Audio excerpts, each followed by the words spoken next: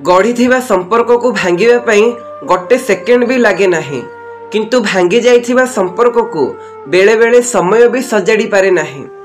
बापार परिश्रम आउ घरर परिस्थिति जी मने रखिछि से केबे भी खराब रास्ता रे जाए नहीं। किए कहे समय बहुत जल्दी बीती जाए बोली, केबे कहार अपेक्षा करिकी तो देख।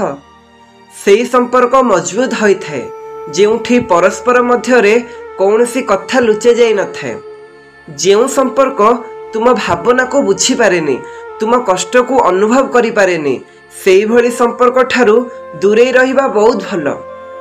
आकाशटा जेते पाखरे मने हुए सेते पाखरे न थाए, ठीक सेमिति किछि लोक जेते निजर मने हुअंती वास्तव रे सेमाने निजर नुहंती। परिस्थितिर बाहाना देखै संपर्क भांगुथिबा लोक जीवन रे कदापि संपर्कर मूल्य बुझी पारेनी कि केबे शांति रे मध्य रही पारेनी। सबु देखुची सबु सुनुची तथापि नीरव रही सबु सही जाउची, काहेकि ना मोर एबे खराब समय चलीची। मते किए पसंद करू कि न करू, मु मो दुनिया रे बहुत खुशी रे अछि। दरकार नहीं से मिछ भल पाइबा। केही तुमको दूरे देला बोली मन दुख करनी, बरम निजको एमिति योग्य कर जे तुमको देखिबा परे से निजको निजे प्रश्न करिवो कि मनीष चिन्हिबारे मु भूल करिदेली बोली। केबे भाबिच जेउ मनीष तुमको एते भल पाए ताकू लुचेई कि तुमे एबे आउ कहा सहित संपर्क रे अछ, ताकू सब बेले मिछ कहउछ। जेउ समयर हकदार से समय एबे तुमे आउ कहा को दउछ। आउ जदि केबे से किछि प्रश्न करि देई थाए तुमे तार उत्तर रे जाहा भी दियो से सेथिरे भी विश्वास करिनिए। आउ से एथिपई ए सब करे जे ता पई एई संपर्क आउ तुमे बहुत मूल्यवान। से एबे भी सब किछि ठीक करिबा को चाहूची। सेई मनीष आम पई जरूरी जे समाज आगरे आमको इज्जत सम्मान स्वाभिमान रे बंचिबा सिखेइछि।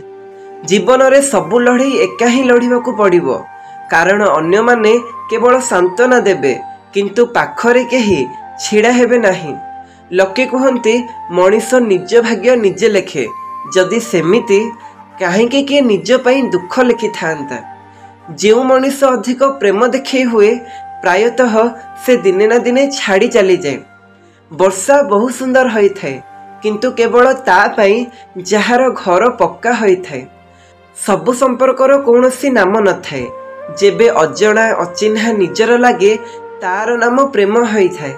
स्मरण शक्ति कम होई गले किछि खराब नाही, बड़ अस्थिर होई जाए सेई लोक जहार सबु कथा मने रही थाए। भूका पेट खाली पकेट आउ मिछ प्रेम मनीष जीवन रे बहुत किछि शिक्षा देई थाए। जीवन रे भावनार अंधार रातिर अंधार ठारू बहुत खतरनाक होई थाए। सेथिपई जीवन रे चिंता नुह चिंतन करिबा दरकार।